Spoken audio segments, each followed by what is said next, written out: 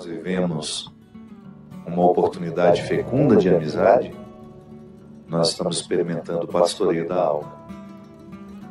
Que é quando nós percebemos que a voz do outro penetra a estrutura do nosso corpo, entra no nosso ser e provoca boas influências. Eu costumo dizer, e aliás tenho dito muito por onde vou nos últimos tempos, que nós não temos como medir o quanto nós já somos cristãos. Isso não é mensurável. Não há uma régua para a gente poder dizer o quanto de você já é cristão. Sim, porque nós ainda estamos longe de ser cristãos. Estamos vivendo em partes. Aquilo que já é mais fácil para nós. Algumas dimensões do cristianismo nós ainda não conseguimos nem tocar, porque são duras demais. Ainda não conseguimos mexer nas nossas escolhas. Ainda não conseguimos ser justos, como o cristianismo nos pede que sejamos. Então não há uma régua que eu possa dizer o quanto de mim já está verdadeiramente convertido ao cristianismo. Você não tem como saber isso de você. Não cabe nas medidas numéricas. Não é mensurável. Mas há alguns indicativos que nos ajudam a entender o quanto do cristianismo nós já alcançamos. O quanto dele nós já absorvemos. Que para mim é o quanto eu consigo ter bons amigos.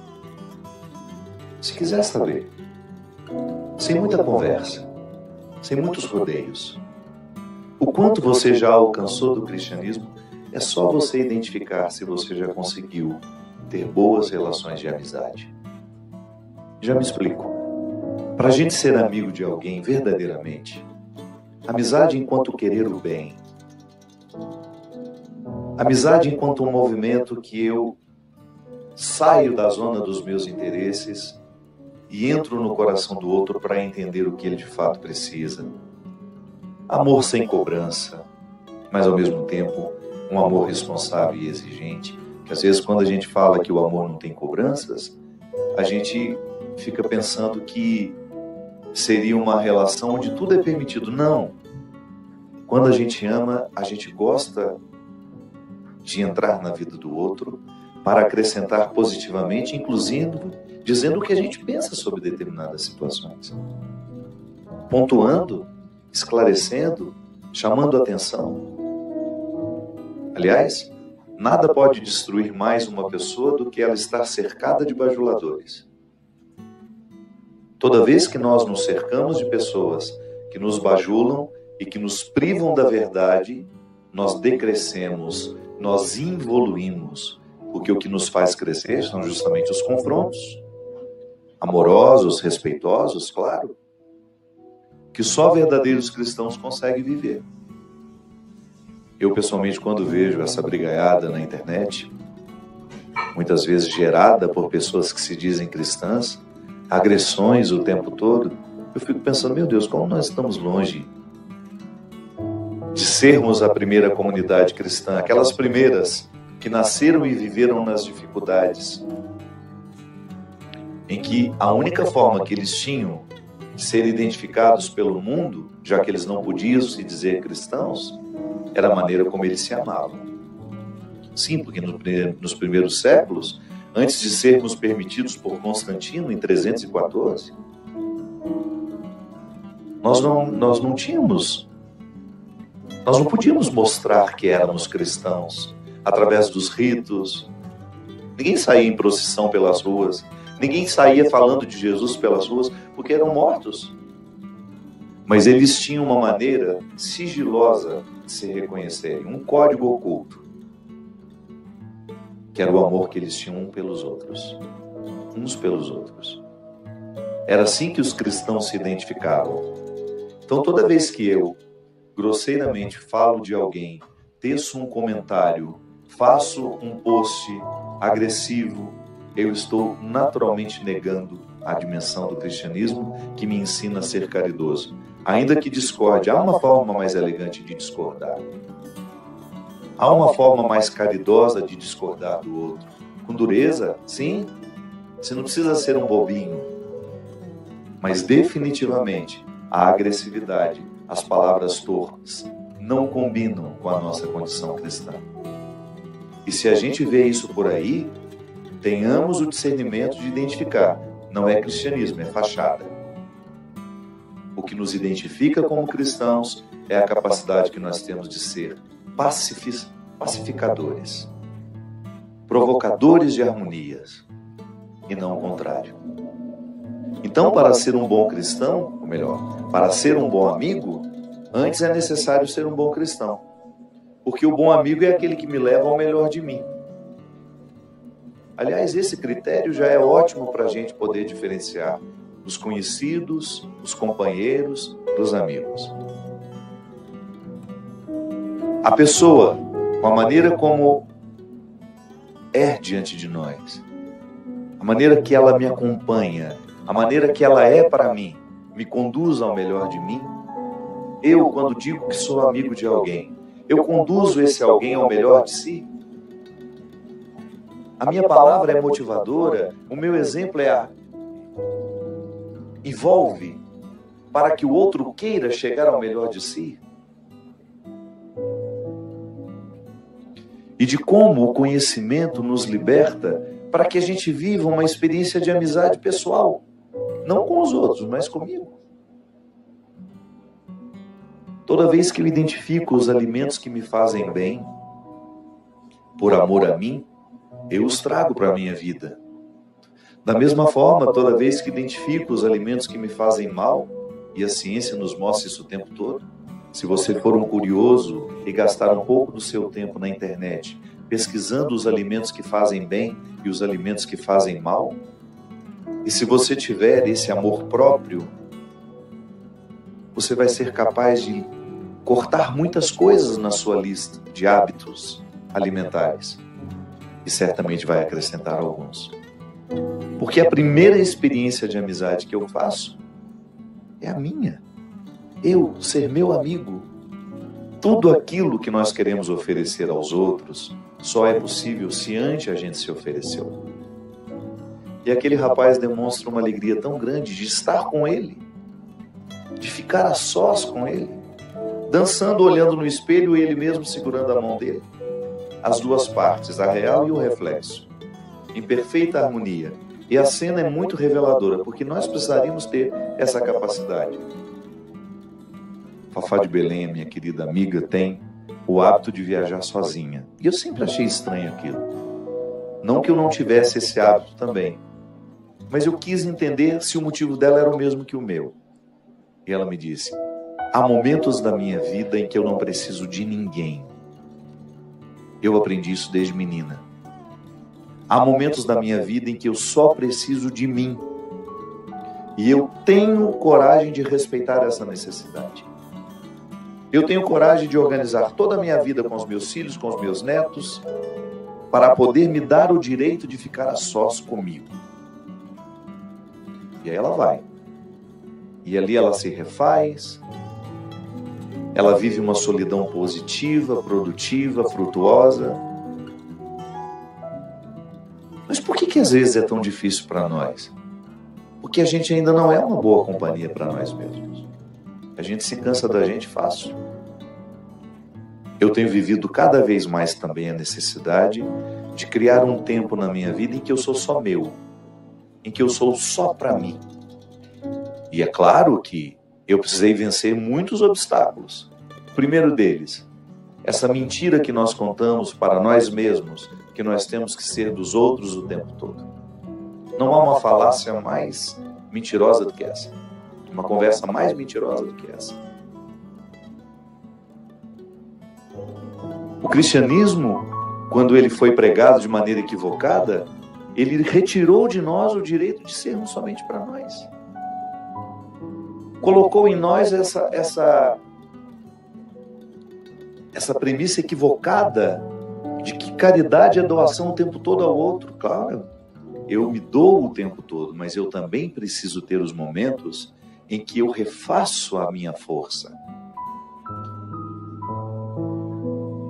E às vezes você viaja com seu marido, viaja com seu melhor amigo, e quando a amizade é boa, ela permite a solidão frutuosa. Olha, hoje, agora, nesse momento, você vai fazer alguma coisa que você queira, que eu vou ficar só comigo. Eu tenho descoberto muitas coisas positivas em mim. Aliás, o meu processo de recuperação emocional que eu tenho vivido, e graças a Deus tenho avançado muito na conquista deste eu que precisa ser curado, se deu muito nos momentos de solidão. Fiquei um mês sozinho, eu mesmo fazendo a minha comida, eu mesmo limpando a minha casa. Como isso foi positivo para mim, como isso me refez. Quando você mesmo vai fazer o seu alimento, mesmo que você não seja um mestre de cozinha, você cria com o alimento uma outra relação. Você identifica naquele acontecimento algo muito mais grandioso que simplesmente cozinhar um alimento para depois comê-lo. Você redescobre uma ritualidade, que é a ritualidade que nos mantém vivos. Eu tenho para mim, minha gente, que boa parte das nossas angústias, das nossas tristezas, das nossas ansiedades, está intimamente associado à perda da ritualidade da vida. Nós estamos cada vez menos rituais, cada vez mais secos, cada vez mais áridos. Estamos perdendo o elan vital de tudo aquilo que nos mantém vivos, de tudo aquilo que nos faz ser quem somos. A ritualidade do alimento, a ritualidade do encontro, a ritualidade do sono, da hora de dormir. Nós estamos cada vez mais mecânicos. E a primeira coisa que nós desaprendemos na dimensão, nessa vida cada vez mais mecânica, é justamente o amor próprio, a boa relação que você precisa ter com você. A experiência de amizade que você não faz com o outro, que você faz com você. E aí sim, depois de estar numa boa relação com você, você se torna uma ótima companhia para os outros.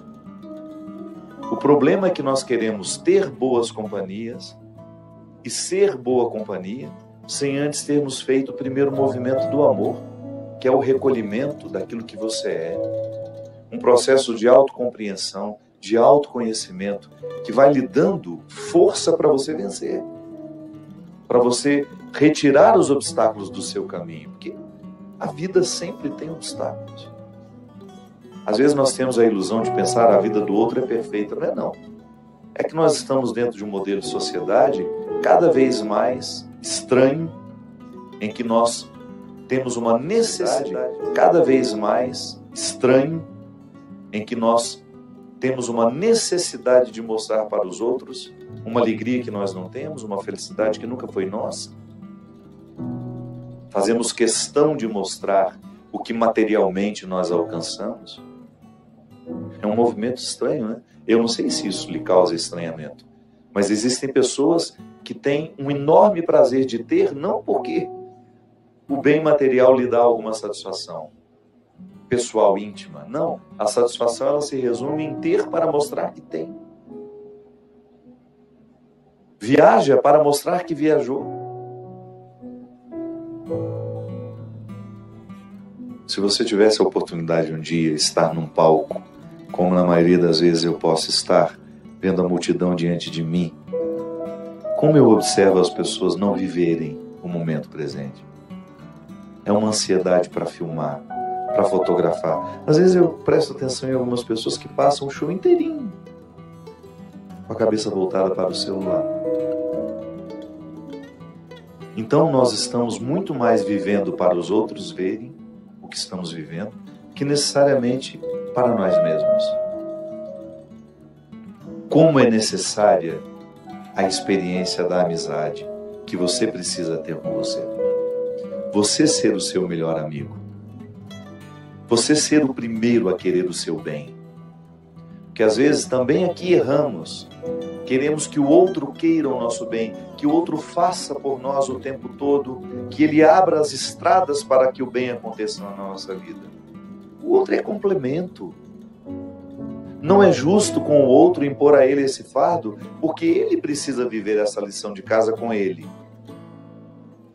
Eu não posso assumir a vida de ninguém. Não tenho condições de levar sobre mim os problemas dos outros. Eu posso ajudar, mas eu não posso assumir os problemas dos outros como meus. Senão eu peco contra mim. Eu quero ser um eterno ajudante. Ajudando. Viver para ajudar. Agora, eu quero ter a humildade de saber dizer: esse problema é seu, não é meu. Se você não tomar as rédeas da sua vida, eu não tenho como lhe ajudar. É como dar remédio para um doente que já decidiu morrer. Se o outro não está acordado e consciente para os esforços que precisa fazer para alcançar as superações que precisa alcançar, eu não posso fazer isso por ele. Então eu preciso ter essa consciência. Há dimensões da minha vida em que eu ando sozinho. Há situações em que eu tenho que enfrentar sozinho, por mais que o outro diga estar ao meu lado. Que bom, que ótimo. Mas eu sei que algumas lições eu nunca farei acompanhado. Então eu sei que eu sou cristão assim. Quando eu descubro a dimensão da amizade pessoal que eu preciso ter comigo, e depois o quanto esse movimento que me beneficiou me ajuda a beneficiar os outros. E aí eu identifico: tenho bons amigos? Consegui ter amigos que me influenciam positivamente, que me fazem chegar ao melhor de mim? Então eu já alcancei algumas coisas interessantes do cristianismo.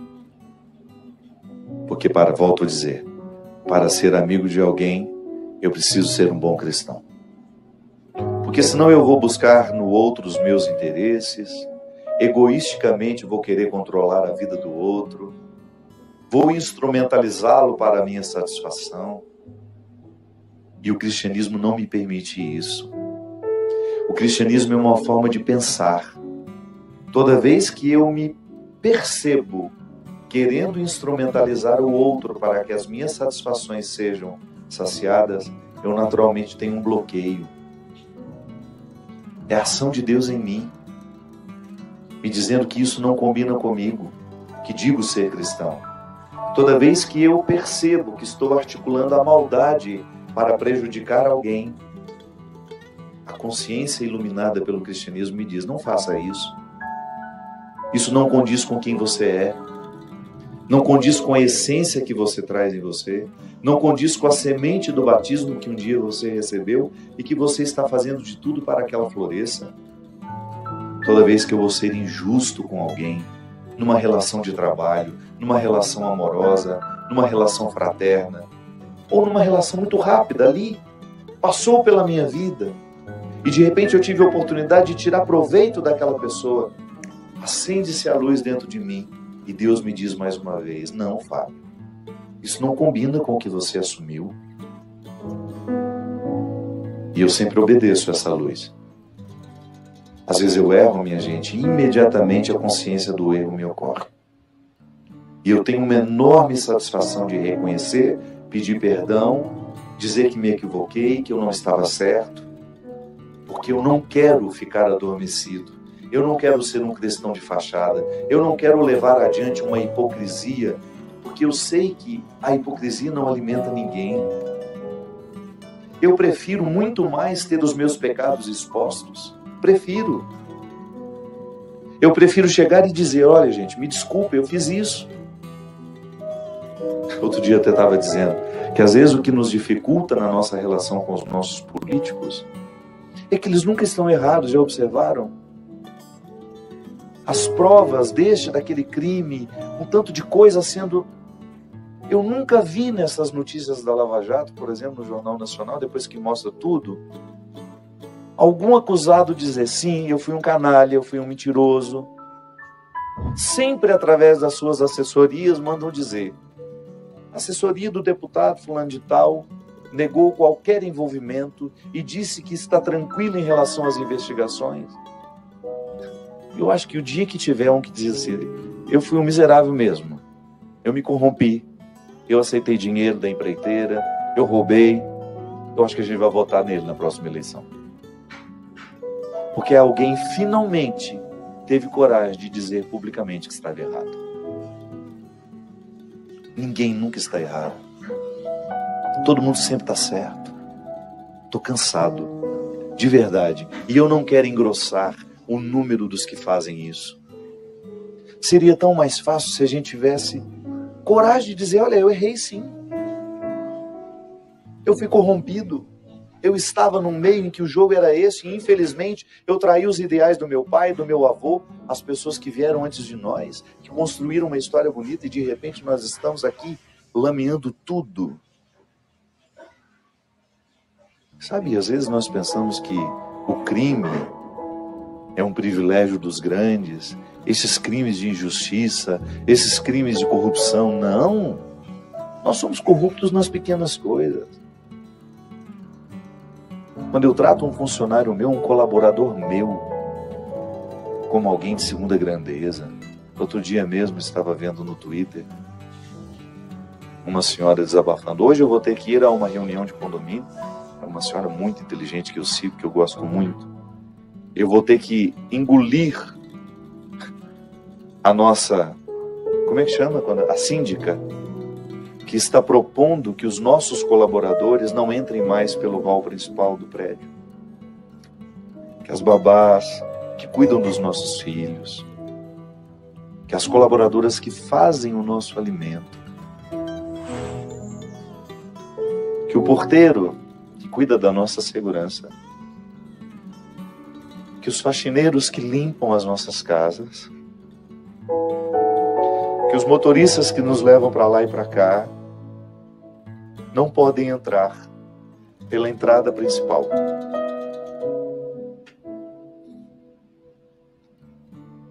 Eu fiquei lendo aquela notícia e falei, não posso acreditar. Eu não posso acreditar. E às vezes nós vamos ver, são pessoas que se dizem cristãs. Desmerecer uma pessoa porque ela não teve as mesmas oportunidades que nós, não tem o mesmo poder aquisitivo que você, que o meu. Desmerecer uma pessoa porque não estudou o mesmo tanto que nós. A minha casa está em obras, né? Eu tenho muitos que frequentam lá agora, que se tornam amigos da gente. O que está fazendo isso, o que está fazendo aquilo. E outro dia nós tivemos a visita de 2 que foram prestar um serviço e a gente viu que eles não aceitavam nada que a gente oferecia, nem água eles bebiam. E como eles ficaram o dia todo, ao final eles ficaram com mais liberdade com a Teca. E depois a Teca me disse, você acredita por que aqueles meninos não estavam aceitando água? Eles disseram que às vezes eles vão, trabalham o dia inteiro nas casas e as pessoas não oferecem um copo d'água. Aí eu falei, Teca, isso nunca vai acontecer na nossa casa, porque todos nós nascemos pobres. E se por acaso nós tivemos a oportunidade de alguma coisa, de ter alguma coisa, de sair daquela miséria em que nós nascemos, nós nunca permitimos que isso modificasse a nossa compreensão do mundo. Porque às vezes, o mais arrogante é o pobre que ficou rico. Porque às vezes eu encontro pessoas que tiveram uma estirpe, sempre foram ricas. E elas têm uma sensibilidade de perceber os outros. Agora é impressionante como alguns pobres, que ganham algum dinheiro na vida, que ganham um certo status, de repente se sentem as pessoas melhores do mundo, as mais orgulhosas, as mais arrogantes, que é uma maneira que tem de fazer com os outros aquilo que fizeram com eles. Isso é horrível. Sabe, minha gente, o nosso cristianismo, nós vamos identificando a maturidade que ele nos trouxe assim. Quando você é capaz de reconhecer que tudo aquilo que a vida lhe deu pelo seu trabalho, o resultado material das suas conquistas, isso não altera quem você é, pelo contrário, lhe faz ainda mais consciente de que a sua essência, de que aquilo que lhe identifica no mundo é a sua capacidade de ser amigo, de querer o bem das pessoas que passam por você. E nós sabemos que o inconsciente, embora ele seja desconhecido, ele é muito atuante na nossa vida. Então, muitos comportamentos que nós não sabemos explicar, porque temos, estão ali associados a motivos inconscientes. É possível acessar o inconsciente? É, com limites, mas é. E a melhor forma de acessar o conhecimento é através da conversa. Quando nós mesmos vamos montando o quebra-cabeça da nossa história. Nós estamos muito necessitados, minha gente, de reflexão. Somos reativos demais, já disse isso aqui tantas vezes. Reativos excessivamente, reflexivos de menos. Cada vez menos interessados pelas nossas questões, porque a vida dos outros nos interessa tanto. E é um crime, né? Eu preciso aprender a conviver comigo. Quanto mais eu decifro os meus códigos interiores, maior é a capacidade